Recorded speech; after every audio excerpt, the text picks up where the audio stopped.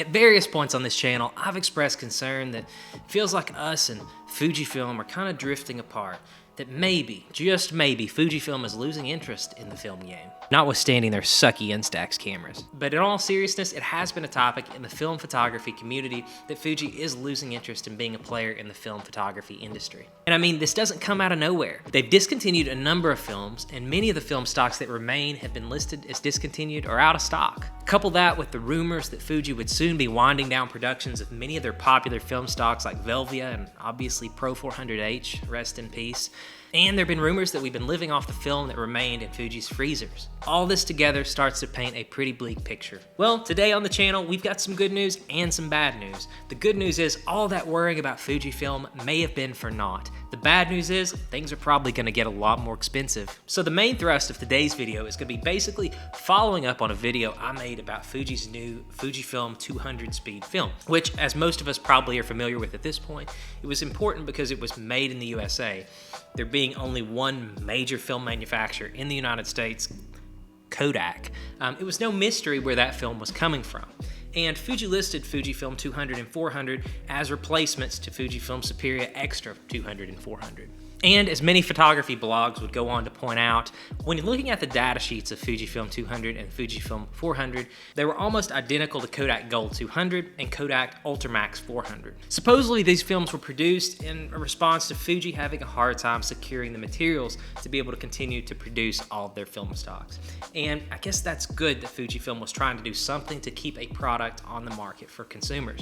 And Fujifilm cited a number of reasons for having to take such drastic action as discontinuing film stocks and going over to their neighbor Kodak and basically having to repackage their film. The main reason was due to COVID. It should come as no surprise to anybody who's turned on the news any at all that we had some supply chain issues kind of getting the markets and production capacity ramped back up. There was obviously a lag in some materials which created some supply chain shortages. And another problem that we're all still currently dealing with is the really high inflation.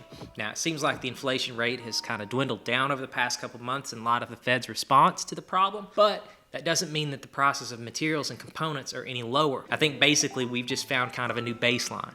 So everything that's expensive now, it's probably not going to get any less so. All that's to say, these were really significant challenges that Fujifilm faced with manufacturing their films. And like I told you at the start of the video, today I have some good news and some bad news. And as is customary, I'm going to start with the good news. The good news is there's a report from Kosmophoto out there, and this comes from information released on Fuji's website. Fuji plans on restarting film production. Over the past few weeks, much like they did with their old film stocks when they were running into those supply chain issues, Fujifilm has listed their new 200 and 400 packs as discontinued, and these were those new Kodak repackaged films, the 200 and the 400 Fujifilm. So those films have now been listed as discontinued, and Fujifilm had this to say: "Thank you for your continued patronage of Fujifilm products. Fujifilm Imaging Systems is working to improve production efficiency for photographic film and INSTAX products amid soaring components and raw material process, transportation costs, etc. We have tried to absorb the cost by reducing costs and other measures, but it's difficult to absorb them through corporate efforts alone, so we will revise the process as follows. The price increases, according to the table provided, range from 13% to 18% on photographic film, but Fujifilm doesn't break them down by film type." The release continues. In addition, orders for color negative film 135 size and reversal film 135 size and 120 size, which have been temporarily suspended in Japan, will be resumed on June 12th. We sincerely apologize for the inconvenience caused. There's no way to spin that release for film photographers as anything but good news. The fact that Fujifilm has kind of recommitted that they are going to be restarting manufacturing and that these films are going to be made again, particularly slide films. That was the thing we were most worried about, at least me, I was most worried about, was losing Velvia and Provia, Fuji's slide films. Based on the release that Fuji is going to be able to resume orders in Japan, and folks are going to be able to get their hands on those films once again. So all of that is really good news. And I think if you kind of read between the lines, Fujifilm had a really good out. This would be an excellent time if they intended to exit the professional film market to just be done with it. Right? They had this really difficult time continuing to manufacture their films due to the reasons they cited, so much so that they had to reach out to Kodak and create these weird packages of film based on Kodak film stocks. I think that if they wanted out of the film game, they could have pointed to those reasons and said, look, we're done. But they persisted, and here we are. At least at this point, it looks like we're gonna have Fujifilm's wonderful film stocks with us for a while longer. And I, for one, am very glad that I'll continue to be able to go to my Walmart and buy Superior Extra. I love that film.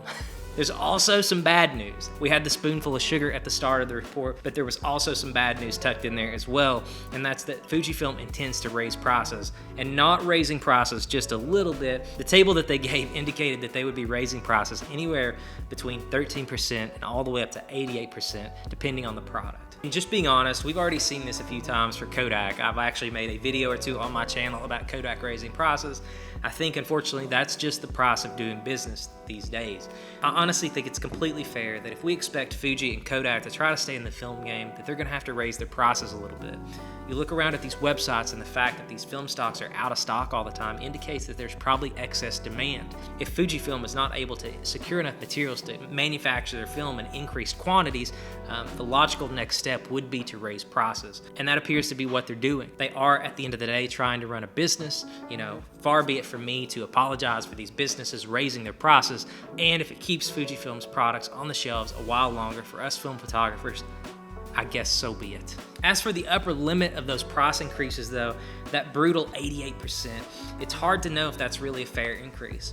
Where is this 88% gonna be applied? My guess would be that it's gonna be on their slide films, those really specialized professional films that they aren't selling a lot of, which probably have really significant manufacturing costs. That would be my assumption where those price increases are. And without knowing more information, it's really hard to know whether that's a fair increase or not. Was Fuji selling Velvia at a loss? Were they not making very much money on it for a really long time, and now they've got to try to run it like a real business? And I don't know. We would have to know what Velvia was costing Fuji to make to begin with to know whether that's a realistic price increase. But the main takeaway from all this is that Fujifilm intends to stay in the film game at least for a while longer, and we're going to soon have access to those film stocks that we know and love from Fujifilm once again. So all that, really good news, but we are going to probably have to pay a little bit more for it. And one of my favorite slide film stocks that's going to be around for a while longer is that lovely Velvia. And it just so happens that I recently made a video about Fujifilm Velvia. So if you could, before you go, slide over and check out that video. And my numbers show that over 90% of the people that watch my channel have not subscribed yet. So before you go, if you find yourself watching and enjoying these videos, click the subscribe button. But as always, guys, thank you so much for watching. We'll see you.